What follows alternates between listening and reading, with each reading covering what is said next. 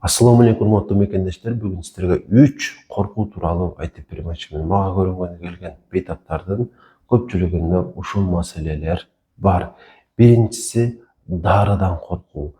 Чындыгында ушул бир үчтүк дагы таблетка эч ким ичкиси келбейт. Мен дагы, сиз дагы. Бирок зарылчылык болсо ичишке туура келет. Ошол себептүү сизге 3 дары жазабы, 5 дары жазабы, 10 дары жазабы сөзсүз түрдө айткандай кылып ичиңиз. Анткени бул дарыларды ичкендеги зыянга караганда аларды ичпей койгондогу зыян сизге олуттуураак болушу мүмкүн. Ошол себептүү дарылардан коркпоңуздар. Анан дагы бир нерсе, мисалы ооруканага жатып чыккандан кийин бейтап ага ошол үйүнө дарыланууга дарылар жазылат да, мисалы үчүн 10 күнгө жазышы мүмкүн, 1 айга жазышы мүмкүн. Ошондо көпчүлүк адамда ушул маселе бар экен да. Мисалы үчүн 1 айга жазгандан кийин ошол 1 айга чейин ичип туруп, андан кийин токтотуп коюшкандарын көп көрдүм. Бул эмнеден кабар берет? Бул туура эмес дегенен кабар берет ушул аракеттен. Анткени врач көп убакытка чейин жазбайт да. Албетте, мисалы үчүн длительно деп дагы, узак деп дагы жазбай беребиз, бирок 1 айдан кийин дагы улаш керек болуп калат да көп эле дарыларды. Айрыкча ушул сахардын дарылары, давлениянын дарылары, башка өнөкөт оорулардын дарылары 1 ай менен эле токтоп калбайт, а балким өмүр бою ичишке туура келет да. Ошон үчүн 1 ай ичип бүткөндөн кийин ошол дарыларды сатып алып улантып ичиш керек. Болбосо ошол врачка кайра кайрылып туруп сураш керек да. Мына ушуну 1 ай деп жазган экенсиз, улантып ичеминби же бүттүбү деп тактап коюш керек. Анан дагы көп эле бейтаптар жеке мен ушул так билбесем дагы болжолдуу турда айта алам да. Ушул историяны жазып бергенден кийин выписканы карашпайт да, карашыңыздар керек. Карасаңыздар дагы башындагы диагнозду эле карап коюшуңуздар мүмкүн. Андай кылбай, баарын карап, негизгиси акырында жазылган дарыларды караш керек. Кайсысын канча убакыт ичиш керек, ошону жакшылап карап, айткандай кылып ичиңиздер. Дарыдан коркпоңуздар. Күнүнө 10 дары ичкен адам бар, күнүнө 30 дары ичкен адам бар, күнүнө 50 кем эмес дары ичкен адамдар дагы бар. Эгерде боор ушул иштебей калыш керек болсо, ушул дарыларды ичип, биринчи кезекте ошол 50 дары ичкен адамдардын боору жараксыз болуп калыш керек эле. Ошолор деле азыркы күндө жашап жүрүшөт. Андыктан ушул дарылардын побочный эффектилерин окуп чыкпаңыздар. Бул биринчи маселе, коркуу. Экинчи коркуу бул боордон коркуу. Албетте көп эле жолу бага чейин айткан, бүгүн дагы толуктап атам. Мисалы, денеңизге бир нерселер чыккан болсо эле боордон деп ойлой бербеңиз. Өңүңүз бир аз саргайгансызса деле дароо боордон шектене бербеңиз. Кычышсаңыз деле боордон шектене бербеңиз. Ушулардын баардыгы башка көп нерселерде дагы болот. Таптакыр оору жок болгондо дагы ушул нерселер болот. Ошон үчүн бооруңуздардан коркпоңуздар. Эгер ошончолук эле боордон кыжалат болсоңуздар, анда 2 анализ бар. ALT, AST. 3 тамгадан турат. Ушул 2 анализди лабораторияга барып тапшырып койсоңуз, норма чыкса болду, сиздин бооруңуз таптаза. Ошон үчүн боордон коркпош керек. Ар бир эле адамдын боору ооруй бербейт. Анан албетте боор ооругандан кийин ал өзүн сездирбей койбойт. Бирок симптомдору көбүрөөк болот. Эң алгачкысы алсырайсыз, күчүңүз толуп кетет. Эч нерсеге жараксыз болуп каласыз. Ушул нерсе жокпу, демек баары жакшы. Дагы бир белгиси тамак сиңбей калат. Боор начар иштеп калгандан кийин тамак сиңирүү өтө начар болуп калат. Ушул нерсе жокпу, коркпоңуз. Эми тамак сиңбей калса боор деп ойлобоңуздар. Ашказан ооруса, өт ооруса, уйку безде маселе болсо деле тамак сиңиши кыйын болот.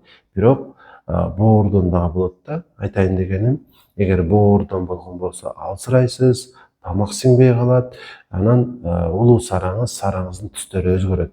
Улуу саранын түсү жарыгыраак түстө болуп калат дагы. Кичи сара тескерисинче коюуланат өңү. Мындай нерселер жокпу, боордон эчтен сызданмаңыз, коркпоңуз. Териге ар кандай себептен чыга берет керексиз нерселер. Үчүнчү коркуу. Үчүнчү коркуу бул жөн эле коркуу. Мисалы, мен ушул жерим ооруп атат, же мен ушул жерим ооруп атат, же мен ушул жерим ооруп атат деп жүрөктү көрсөтүшү мүмкүн. же мен белим ооруйт, бөйрөгүм окшойт деген коркуу. Мындайча айтканда жок оорудан коркуу. Өзүңүзгө өзүңүз кандайдыр бир диагноздорду коюп, менде грыжа бар, дагы менде ушундай бар деп бир оорулар менен келесиздер да. Чындыгында бул оорулар сизде жок. Диагнозду врач коет.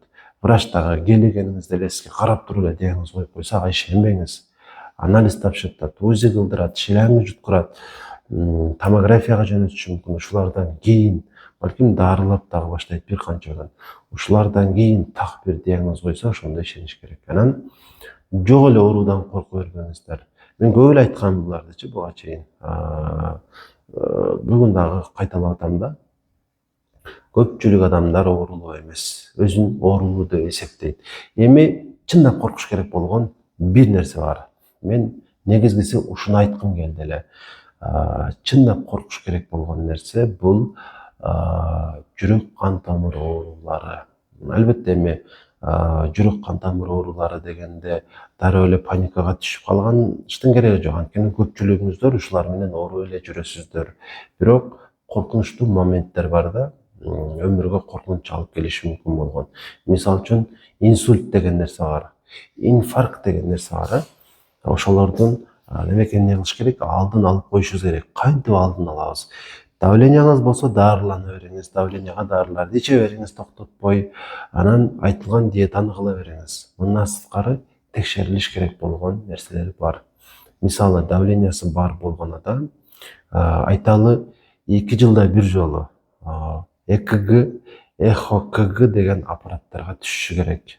Арзан эле турат, ушул аппараттарга түшөсүздөр, бирок бул жетиштүү эмес. Мындан сырткары дагы бир ушул моюндагы тамырлар бар, күрө тамырлар, сонный артерий деп коет. Ошолорду дагы УЗИ кылдырып коюш керек. Эмне үчүн?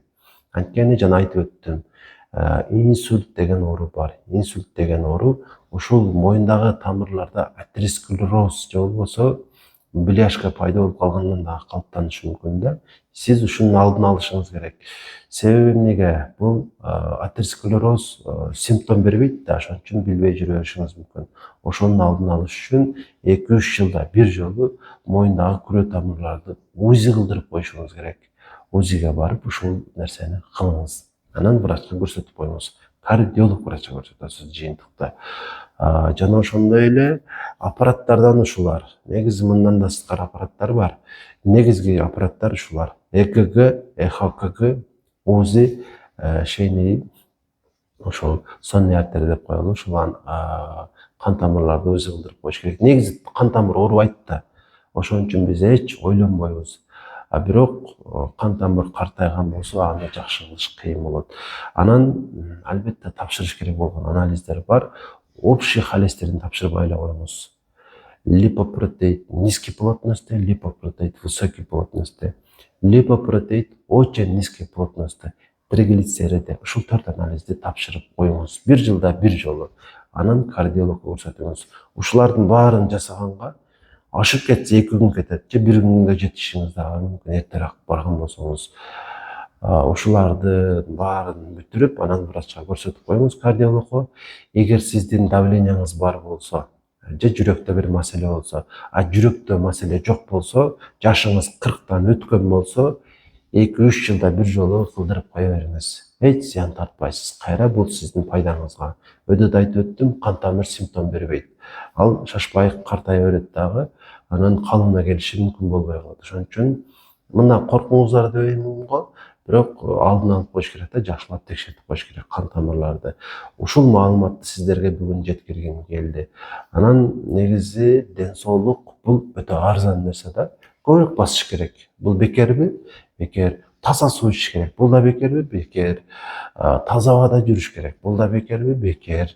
Табигый азыктар, помидор, бадыраң, капуста, чеснок, табигый ушул өзүбүздө өндүрүлгөн эттер, булар дагы баары бекер. Бул ашча майлуу болбосун. Ушулар менен тамактаныңыздар. Андан дагы сырткары эң маанилүүсү, болор болбоско тынчсызданып нерв боло бербеңиздер да. Ошондо оорубайсыздар. баракчага каттала элек болсоңуз сөзсүз түрдө подписаться дегенди басып коюңуз, лайк дагы басып коюңуз, комментарий дагы жазыңыз. Ушул сурооңуз болобу же жөн эле бир сунуш пикирлери болсо, сиздин сурооңуз боюнча кезектеги видеону чыгарып калышым мүмкүн.